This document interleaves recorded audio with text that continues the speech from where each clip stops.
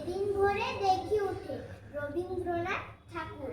সেদিন ভোরে দেখি উঠে বৃষ্টি বাদল গেছে ছুটে, রোদ উঠেছে ঝিলমিলিয়ে গাছের ডালে ডালে। ছুটির দিনে কেমন সুরে পুজোর সানায় বাজায় দূরে। তিনটে শালিক ঝগড়া করে রান্নাঘরের চালে। শীতের বেলায় দুই প্রহরে দূরে কাঁধে ছাদের পরে। ছোট্ট মেয়ে রোদ দূরে দেয় বেগুনি রঙের শাড়ি।